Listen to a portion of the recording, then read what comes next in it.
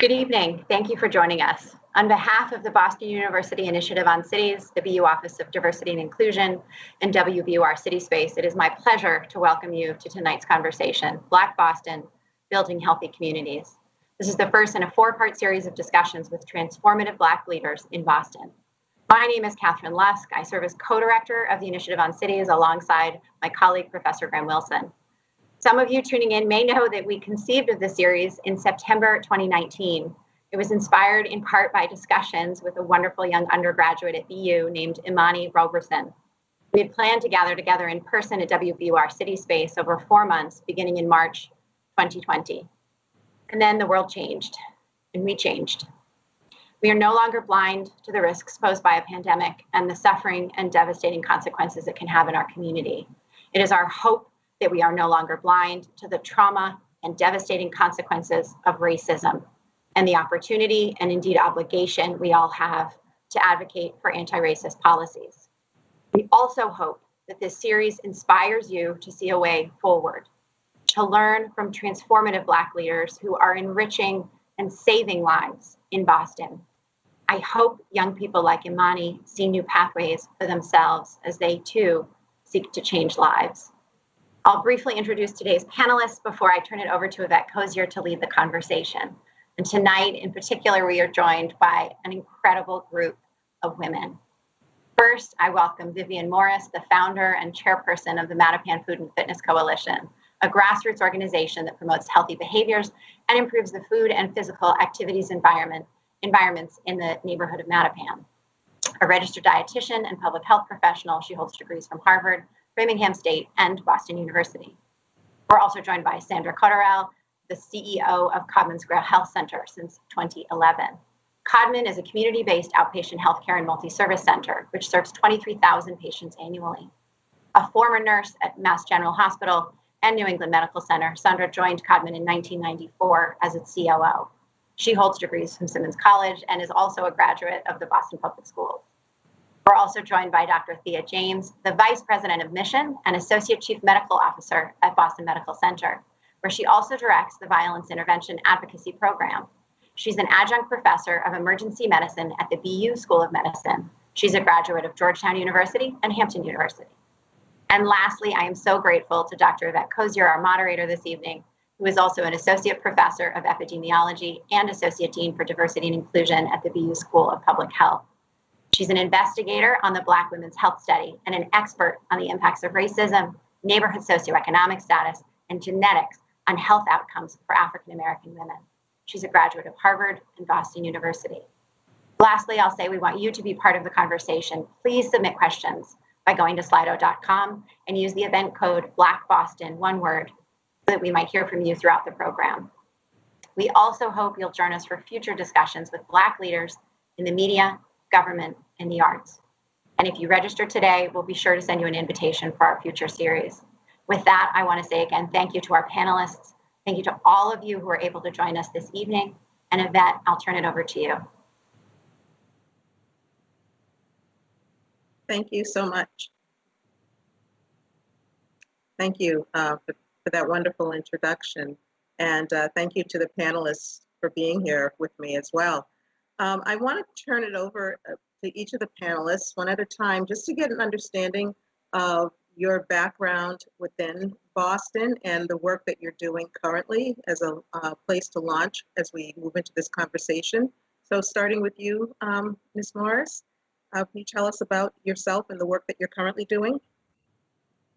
Thank you so much. So I'm Vivien, and I've been a long-term Mattapan resident. I've lived here for about 32 years.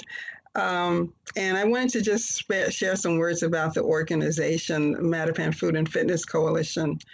It's a grassroots movement in the Mattapan neighborhood of Boston that we created in 2006. And it grew out of an effort to draw on the wonderful ethnic and cultural diversity of Mattapan. We promote healthy behaviors through our membership, our networks, and our partnerships with other organizations. Our goal is to improve the health of Mattapan residents of all ages, especially impacting chronic diseases like diabetes, heart disease, and obesity, all of which very sadly have extremely high rates in Mattapan, and in some cases the highest rates in the city. We aim to do that by not only assisting individuals in providing health education, but mostly by trying to improve our environment so that people will find that making the healthy choice is always the easy choice. Our focus has been on increasing access to healthy and affordable food, sponsoring safe and inviting recreational activities, and advocating for parks and green spaces. Some projects that we've been doing over the past decade or longer. One is the Mattapan Square Farmers Market. We hope that you're aware of that. It's now in its 14th year and located in Mattapan Square. We've been hosting for the last 14 years an annual Mattapan Moving for Life event to connect residents with food and fitness resources that are in our community while giving them the chance to experience fun, health, education, and fitness activities. And that's actually about to happen this Saturday remotely. We support community gardens, in particular the Wilson Street Community Garden and the Kennedy Community Garden. We do a lot of organizing for physical activity programming like Zumba and yoga classes and a walking challenge. And on the walking challenge, we're completing today our summer walking challenge. In the spring, we walked enough steps to get residents from Boston to Florida, from Florida to Haiti, and Haiti to Trinidad, and then beyond. So we actually went beyond our goal. And we advocate for safe places for physical activity, like safe streets for biking, and also the completion of the Deposit Greenway. But we're extremely proud of the youth and the youth-focused programs we oversee, which is called the Mattapan Food and Fitness Coalition Vigorous Youth. They're just outstanding, and they're celebrating their 10 years of organizing the first largely people of color annual biking event in Boston, called Mattapan on Wheels. But lastly, I just want to give a shout out to our executive director, Chevelle Olivier, who began with us when she was a high school student in Boston. She was one of those co-founders of the Mattapan on Wheels event. She continued to work as a leader of the Vigorous Youth throughout college and graduate school, joined our leadership team, and a year ago, we appointed her as our executive director.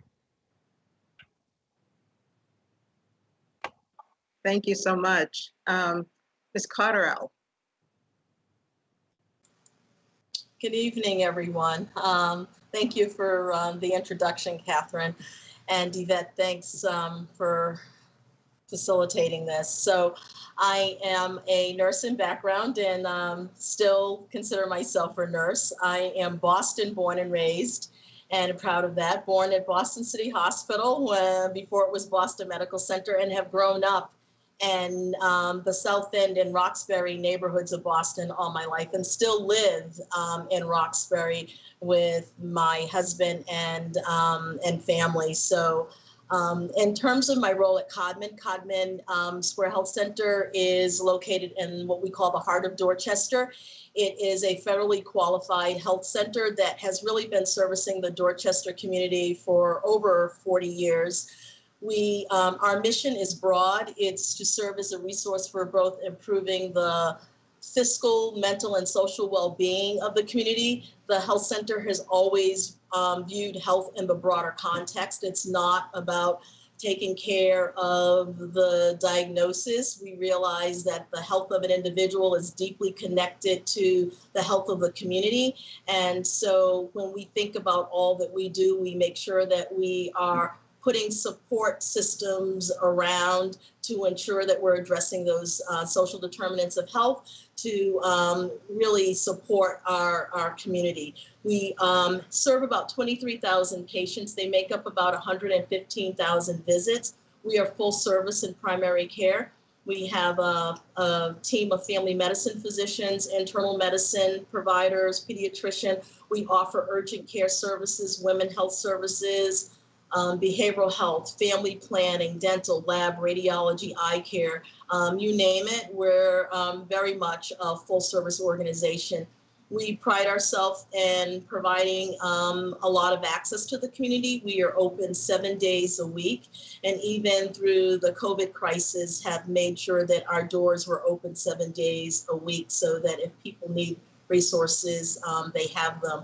We have some really unique partnerships. We are the only health center in the country with a high school on the campus. And so we have the opportunity to provide students with the opportunity to interact with healthcare professionals, and our clinicians support them through their learning journeys as we expose them to careers. We also have partnerships with a supermarket on our wellness campus. We have a fitness center. In addition to that, we try to be a resource to the community in that we have up until COVID, very large meeting space. We have a great hall and we have a theater on our campus. And each one of them provide access and capacity for 160 people in each location. And there were times where when you have events running at both locations that we're bringing in over 300 people in the community to host and chair different events. And we are about 300 employees. We are a large teaching site. In addition to what we do in teaching medical students, we have social workers, nursing, nutritionists, lab professionals, you name it. We are a very large teaching site. So it's a pleasure and it's a lot going on. Thank you. And Dr. James. You're muted, Thea.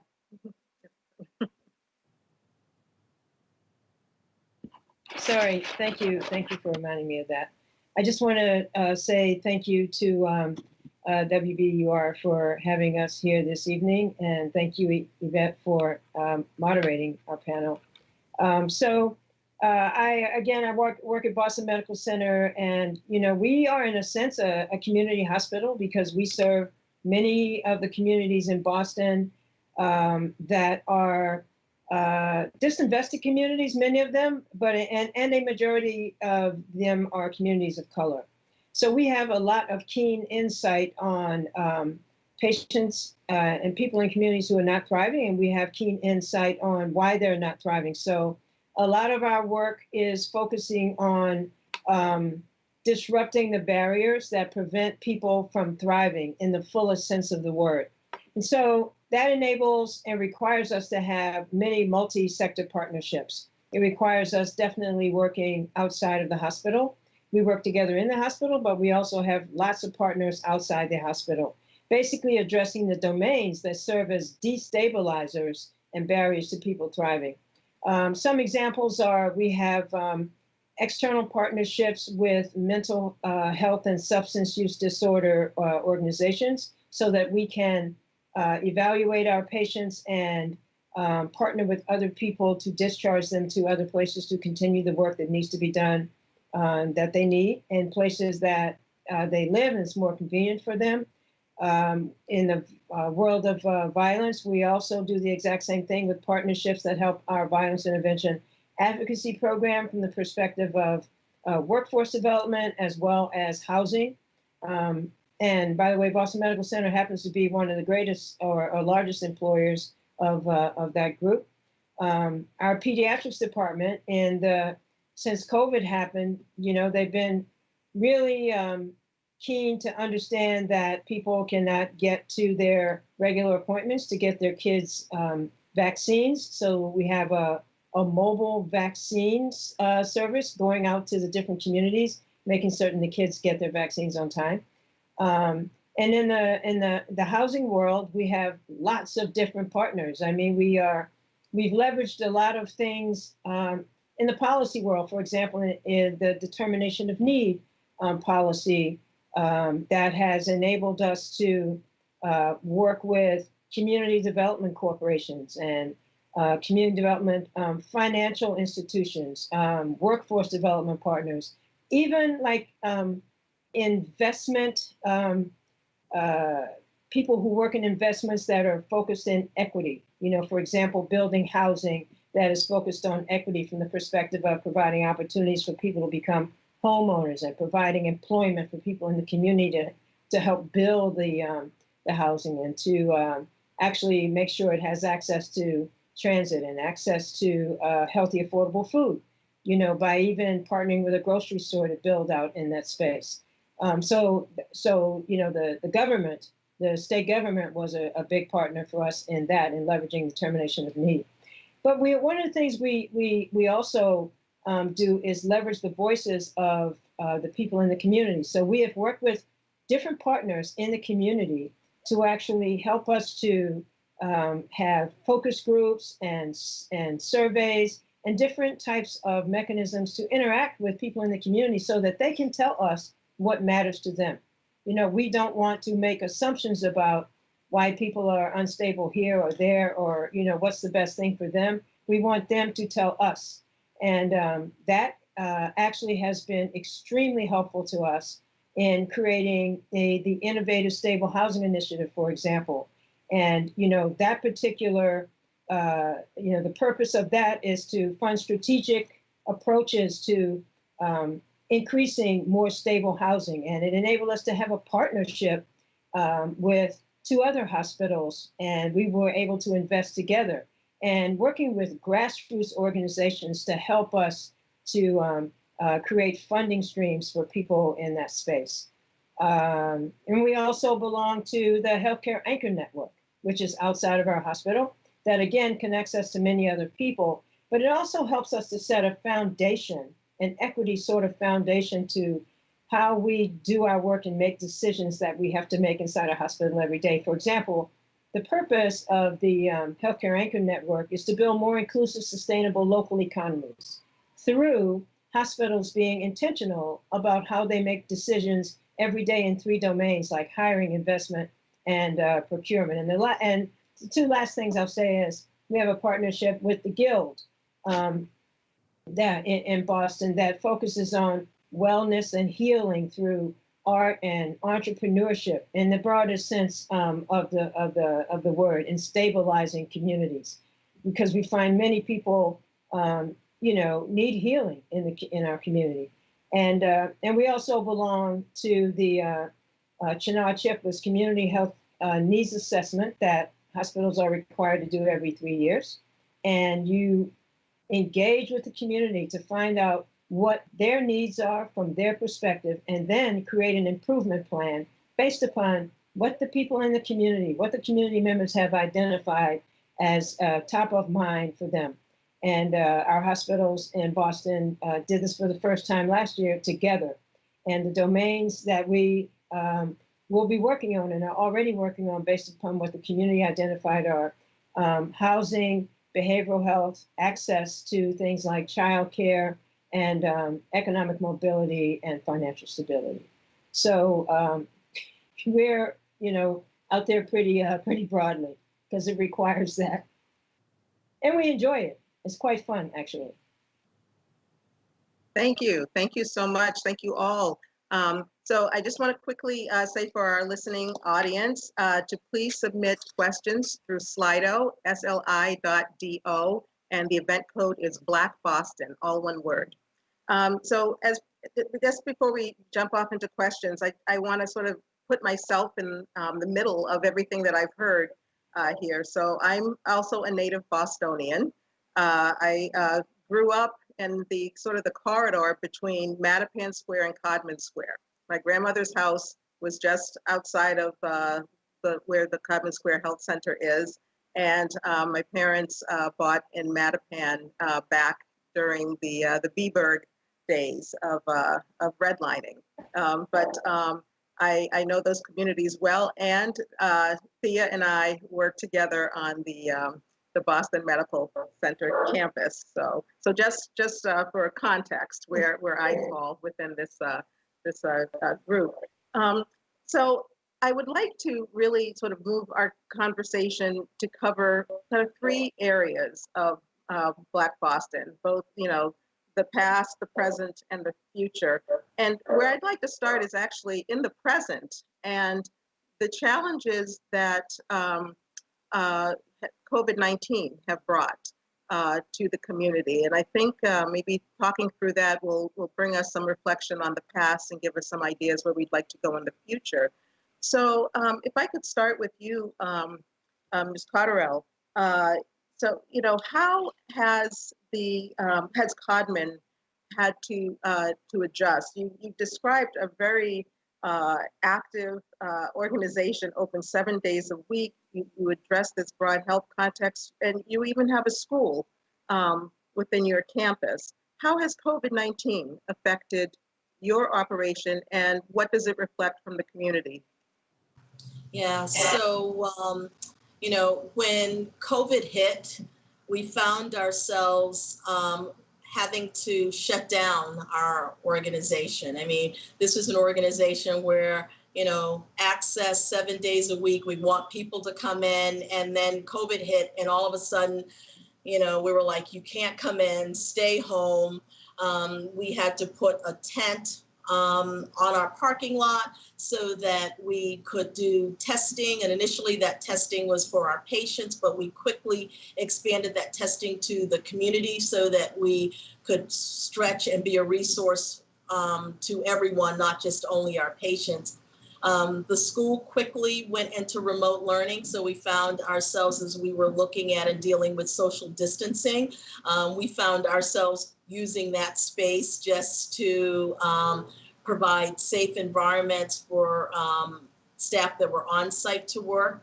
Our focus at that point really became on really supporting the broader community in the city with testing and helping people identify whether or not they were positive for COVID. In the earlier stages, we saw positive rates as high as 40% when we were testing our own. When we started to do more community-based testing, we saw those numbers start to drop. And right now, we have really deployed mobile testing. So we are out in the community and at different locations throughout the week testing in the community. We are looking at ways now of reopening. Our initial focus was just limited to testing and urgent care. Now we're looking at how do we address our patients who really need care for those chronic illnesses. And pediatrics, as Thea talked about, a lot of people are still fearful. And so we also are participating in a pediatric mobile unit where we're hoping to do pediatric immunizations in the community.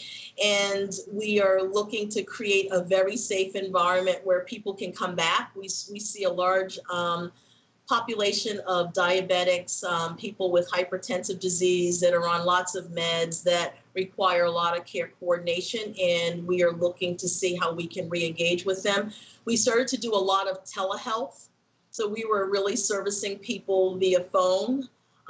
We were doing that not only for primary care, but also for behavioral health. And to this day, a lot of our psychiatric and behavioral health services are being provided by telehealth. We are starting to move with in-person care. The school is trying to get ready for whatever happens with the school year. There's a lot of uncertainty, so they're planning for anything between in-person, hybrid, or completely remote. We are trying to support our school community through, again, looking at ways if they're going to test students or provide resources for testing for their families, how do we support that? And so a lot of planning right now in terms of trying to sort through what our new normal looks like. But initially, it was different because you want to see people, you want to provide that access, and to be able to just limit your services to emergency and testing was different for us. And now we're trying to go through the phase of reopening and trying to re-engage and get people back into care. Thank you.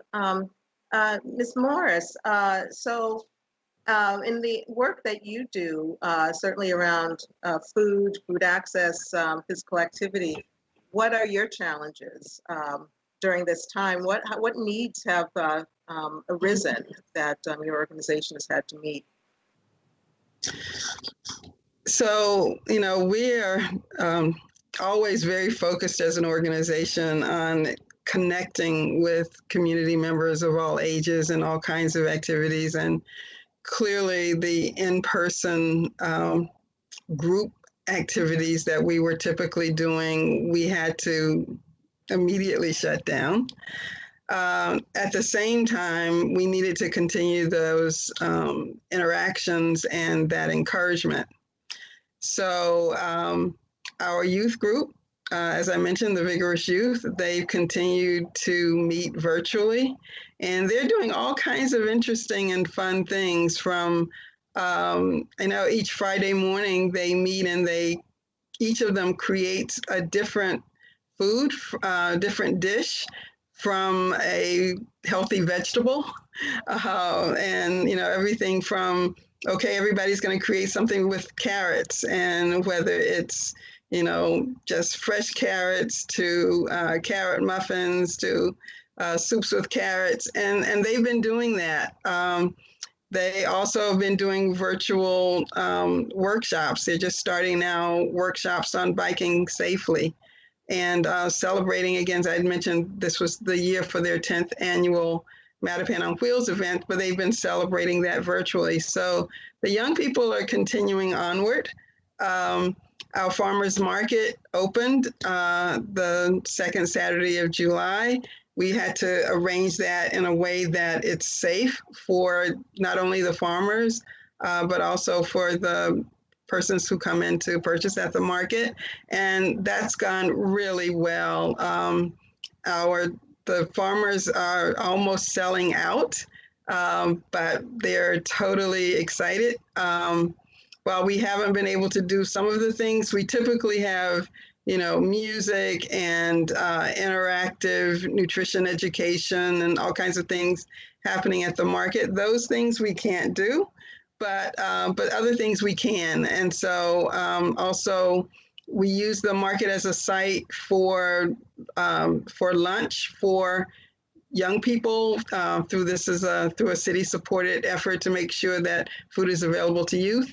Then that happens at our market as well.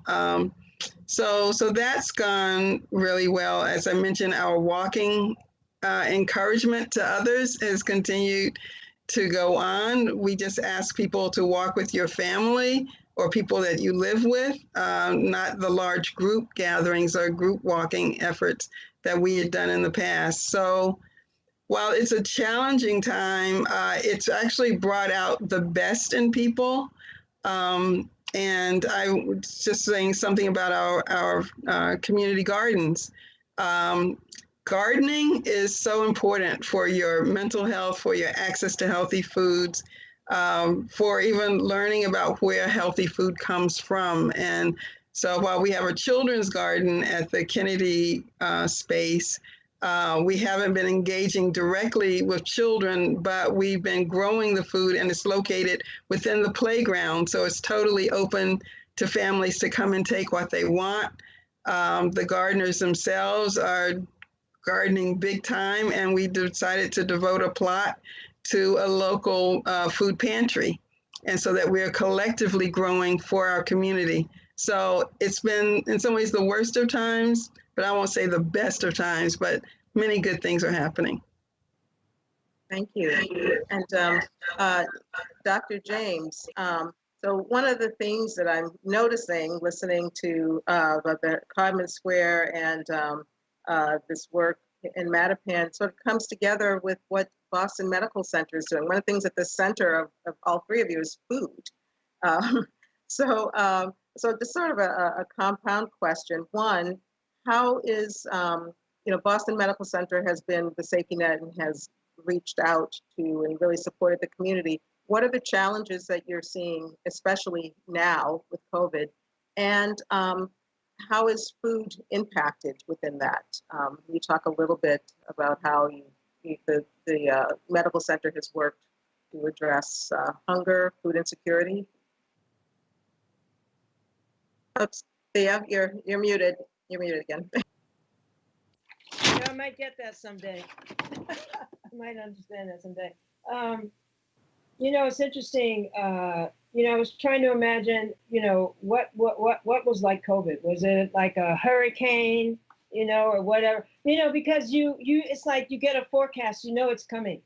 It's coming, and you're doing everything you can to prepare for it. And but when it came, you just were like,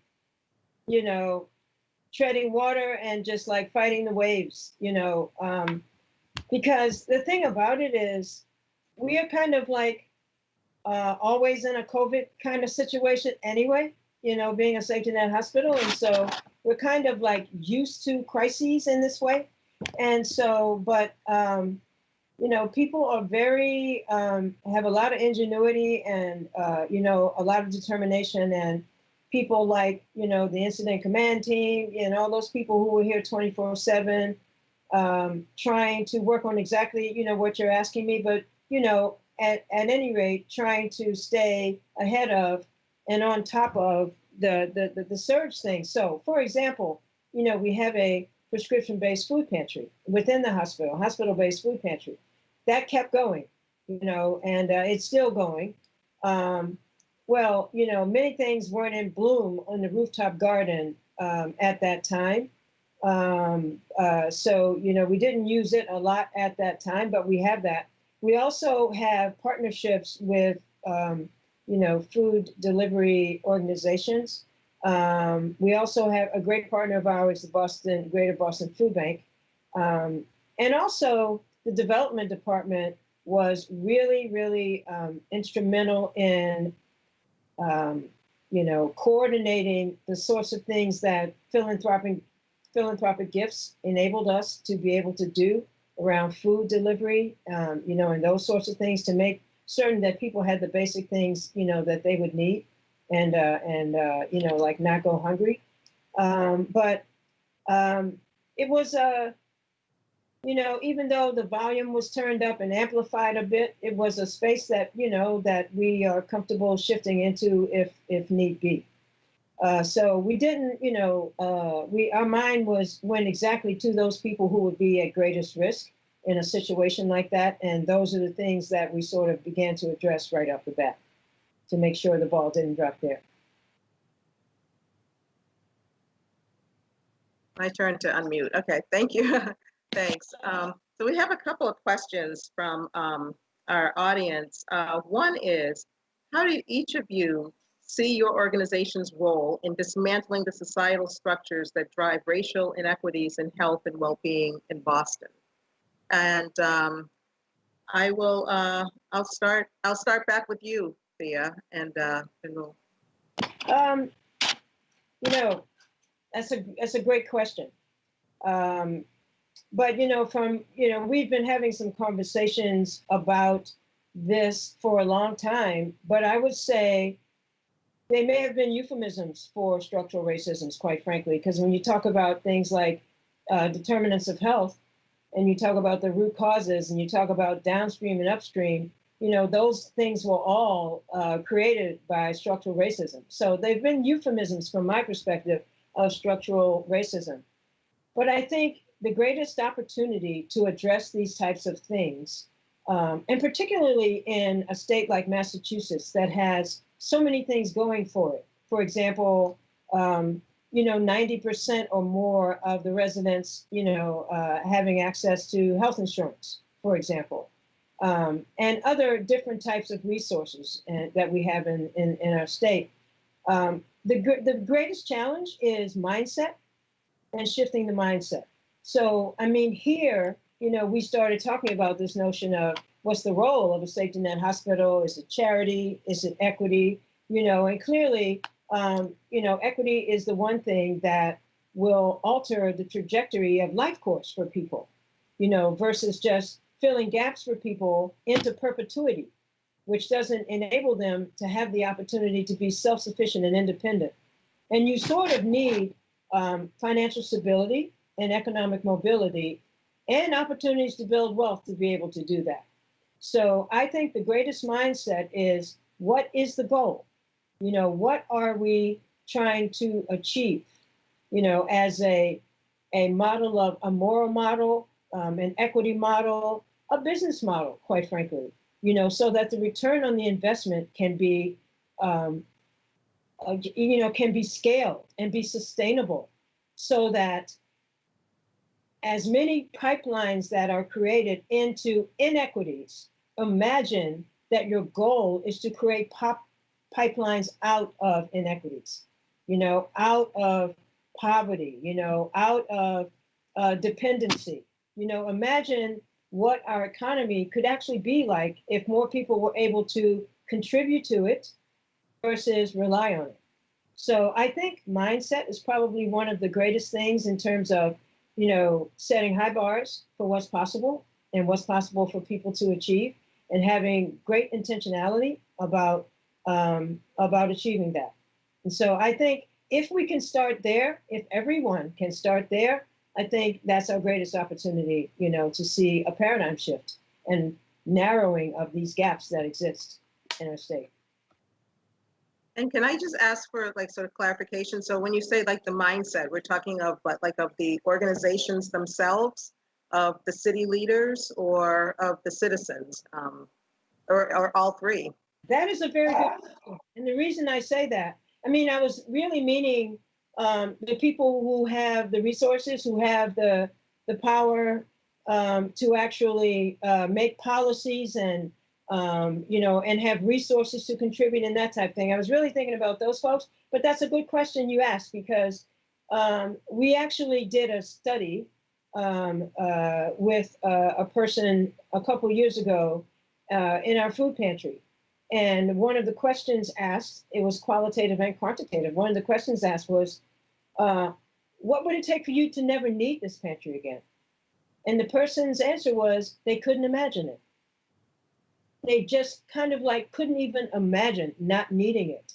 So it's a good question that you ask. And when I think about, the kind of work and the way it's done that we've been able to do with the Violence Intervention Advocacy Program, one of the most grounding and gate opening steps that has to occur in order to move a person from where they are to a forward path that they never look back on again is in helping them to imagine what's possible for them, because they've never thought it was possible. And so, when people are thinking like that, sometimes it requires some partnership and, helping them to realize that that is possible for them, in fact, and that you can partner with them and get them on a path to be able to achieve that. So that's a good question, because it does require both. Great, thank you.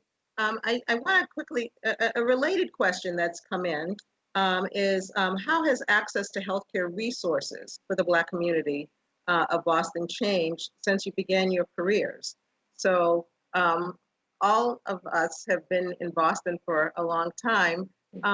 What changes have you seen? So I'll start with Ms. Cotterell from Codman Square. Yeah, I think that, and I think Thea hit on it a little bit. When I started at Codman, most of the people walking through our door had no insurance. And many of them were underinsured, no insurance, and we were very much dependent upon either federal dollars or state funding to provide them with their care. And so it's been nice to see now that, at least in the state of Massachusetts, that there is access to a system that will enroll you in healthcare and give you benefits so that you can have that access into pipeline to care. Because you can imagine what it was like when no one had coverage. They had, you had, and it gets into the equity issues in terms of have and have nots. Most people have jobs, they get commercial insurance. That insurance allows them access to care and benefits that our community did not have and see. And so it's been nice for me to see, with the resources that we even have at the health center to help people navigate the system to get enrolled in healthcare, that they have access to those benefits. And once enrolled, it is a pipeline to really comparable services and resources to get you the access that you need. So it's been nice to see that over the years, because that did not exist 27 years ago. So it's been nice to see that. Great. And Ms. Morris?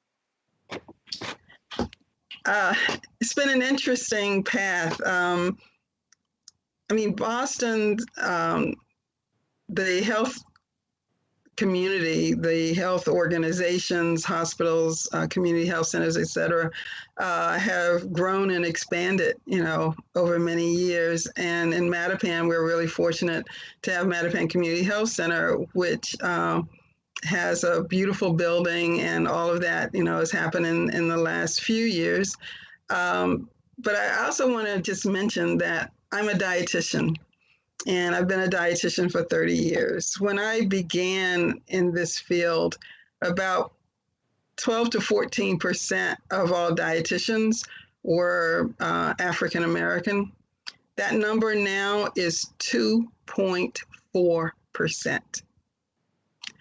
And that's in part because of all this, systemic racism and inequities throughout our country. The situation with historically Black colleges, which had in the past been an important source for people going into the field of nutrition, and that's gone down over time. Many other things in the field have made it more and more difficult, and it's part of the reason why a number of years ago we created a group called Bond of Color, the Boston Organization of Nutritionists and Dietitians of Color, in part to share nutrition information within our community, but also to support and encourage people to go into the field. One of the big issues also of people of color going into the field is the inequities in our educational system. In order to go into this field, like the others of the other women here, you need to have a pretty strong background in math and science. If you haven't gotten that through elementary and middle and high school, you get to college, you're not going to be able to get into these fields.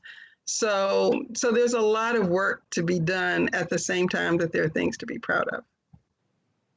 Yeah, so thank you for bringing us back to this topic of structural racism. As we all know, Boston has its history. It has a reputation that if no one could even find Boston on a map, they can certainly refer to it as being a city that has a very negative past or reputation regarding race. And in that is the schools. Schools are segregated, communities have been segregated, but also you see medical care has been segregated. So that number that you gave, Ms. Morris, about 2.4% of dietitians of color now is, we're going we're really going in the wrong direction when it comes to various numbers. So I would like to just, sort of put it out there. One question is Boston a tough place for doctors? But is it a tough place for all healthcare providers of color? And what has influenced each of you to pursue your careers here? And what advice would you give to those who might be on the fence or on the outside thinking that they're going to leave? What brought you to your decisions? And I'll start with you, Thea. Well, I'm not from Boston. I guess I'm the only person here who today not from Boston. I mean, I'm from the DC area, Alexandria. And, the way I grew up and the way my parents chose to raise me, or what they chose to tell me and not tell me, and I guess I have to put it on myself as well. But I grew up in this area where it was 70% African American when I was growing up. And the federal government and its 15 executive departments, that was like an anchor for that geographic area. And what I'm saying by that is I grew up seeing a lot of people of color, and primarily African American. It really wasn't that diverse back then, or Black people. and Black people who were thriving. You know, you would get on the metro train in the morning and look at all these people, and you'd be like, it's like Disney World, you know, some kind of way. I mean, I can say that in retrospect, because that, you know, it's kind of like what it was like. You know, people working for the Department of the Navy, Department of the Army, or some company contracting with them, Pentagon, Department of Agriculture, Department of Defense, all these various different places. You know, people in my family worked in all these various different departments. And so when I came to Boston, you know, it was a little bit of, it was unusual, you know, an unusual scene for me to see. But that said, I grew up here. I mean, I matured as an adult here. I mean, I was able to develop an analysis here, and, you know, analysis on race and culture and all these various different things, you know. And also, I would say my spouse had a lot to do with that as well. Who grew up, you know, she grew up very different from I did, and from the way I did in Brooklyn, from the perspective of what she grew up knowing and what I didn't grow up, you know, hearing. And so, but I am really grateful for how it enabled me to, you know, to evolve and to learn. And what I would say is that and maybe it's the location, the hospital I work in, but it actually encouraged that. You know what I mean? It encouraged you to question things, to understand things. And it also it encouraged you to do things that, you know, may be different. You know, if you have a different idea, you want to do something different, you know, they're not going to shut you down. They're going to like help you to evolve that, you know, and also the patients. I love the patients so much. You know what I mean? They're just really precious to me, and they have taught me pretty much everything that I've learned and know just because I asked them questions. And so, I mean, I forgot what the original question was now. I'm just thinking so much about how I've evolved here and grown here and what it did for me. But, and, you know, but anyway, I think it has a great opportunity. Things have changed, you know, things are beginning to change a lot here. And, you know, some of my friends are telling me, calling me and texting me and like, Boston is on fire. I'm like, yep, it really is, with all the various different things that are going on right now, you know, and initiatives and, you know, what the city is doing, city government, state government, what everybody's doing, you know. And so I think it has a lot of potential. I honestly think that, you know, it could be a model for the nation, quite frankly, you know, but, you know, we have to be really intentional about what we're trying to achieve and getting it right. Yeah, thank you. And Ms. Morris, you were saying that you'd been here 32 years. What brought you and what's kept you? So I'm actually also not originally from Boston. I grew up in a small town in eastern North Carolina called Snow Hill in farm country. And I came up here to go to school, like many other people, and then stayed. And then got into the field that I'm in. To be honest, I wasn't planning a career in health, but ended up sort of choosing nutrition.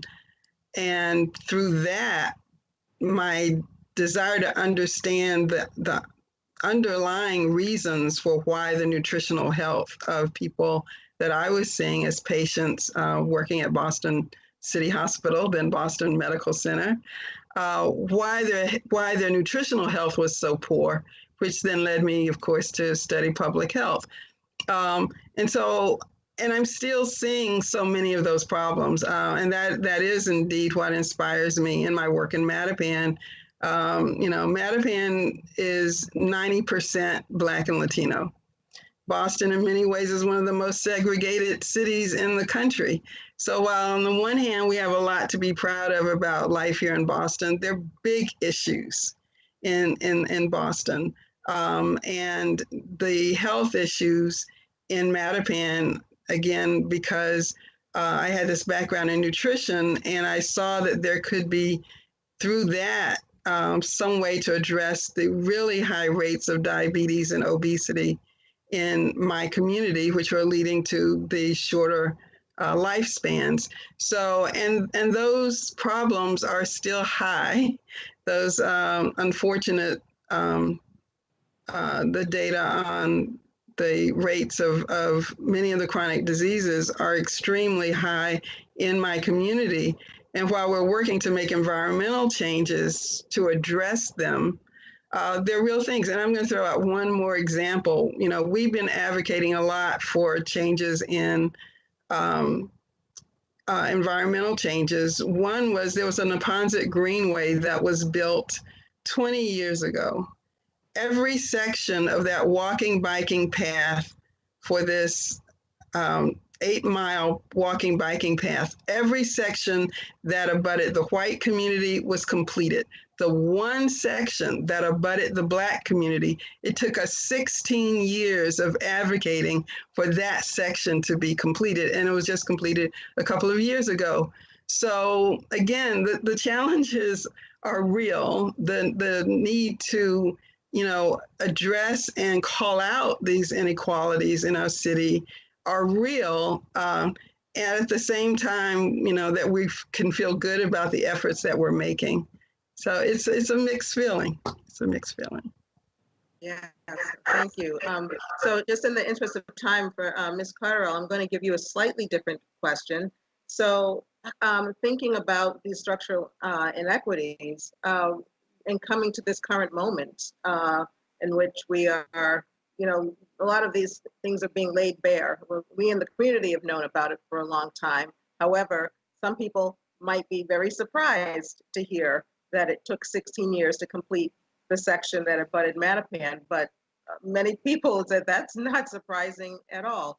But my question is, and this comes from someone in the audience, is if this current moment doesn't bring us to addressing these or healing these things, what will? Yeah. And you can also tell us why you stayed in Boston as well, too. Right? So I think that, you know, one thing I will say is that with COVID, it locked us down and forced us to see and hear what was happening. And I say that because before COVID, when there were issues of, you know, what was happening in our community with police and what was happening in our community in terms of all the racial injustice, we weren't seeing it because we were constantly out there and going. COVID forced us to see it publicly and hear it, and we immersed ourselves in it. And I think that the point that the caller made in terms of, now is the time for that change. I do think that we are coming amidst a new norm, and I think that we need to push and call things out and make that cultural shift now. And we need to have that voice. And I think now is the opportunity to do that when people are paying attention. Things are shifting in terms of, even voting, like there's a change amidst, and we need to take an opportunity to shepherd that change so that we can get the equality and bring attention to what's happening. Unlike you all, I was born and raised in Boston, so I was the first and my firstborn, and I think my mom didn't want me traveling far, so when I thought about going to college, I guess she was like, "You got to stay here." I was first to go into healthcare, and first to go to college, and listening to you, Vivien, talk a little bit about the nutrition field, I will say it was a tough journey. There were times that even in college, people would look at me and say, "You're not going to make it." I had, nursing professors tell me I'm not going to make it. When I graduated, sometimes I was the first and the only Black on the floor as a nurse. But I was one of those kids that was stubborn. And when you told me I could not do something, I was going to prove you wrong. And when people told me I couldn't do things, it just drove me harder. but it also took a posse around me. And so when there were only 2 or 3 students of color in large classrooms of nursing, it was us coming together to support everyone through that journey, because it's a tough journey. And when I look at Boston now, and I think about health equities and even cultural competent care and how we provide that, if we do not start to build a pipeline of kids who are going into health and science, we're going to wake up, and all of our providers of color, whether they're nurses, nutritionists, doctors, and we're going to look very different. And what we have seen, and I'm sure, Vivien and Thea, you see it as well. I hear stories about when a patient walks into the health center and they speak with a provider who does not look like them, and we are a health center of color. When they speak with people who are white, they say one thing, and then when they speak with someone who looks like them, they share a different story. And that story, in terms of what they're sharing, goes a long way and around getting a plan of care for them. And so we need to wake up, and we need to build that pipeline of diverse healthcare providers, because that's what's going to really address what we're seeing in terms of health equities and make that change. And we're going to have to build that pipeline young. We're going to have to look at how we pay for that education, whether, I hear in some states there's a little more innovation around paying for community college or undergraduate so that you're building that pipeline. But we've got to figure this out, and now is the time to do it. Otherwise, we're not going to see the changes that we need to see. I think we need to build that pipeline of leaders also, because yes, when you're leading it, you can set the stage, for what you really want to see. So I think we need to do both. Yeah. So perhaps Boston, with its, every 20 or so years, we look at Boston and we see that we, on some meters, we haven't come very far. But certainly what's changed is some of the political leadership, right? Yes. So, Yes. So how do we harness and engage, just as we're wrapping up, we're in under 5 minutes, so just quickly around, how do we engage with current leadership to make the changes and seize this moment? I'll start with you, Vivien.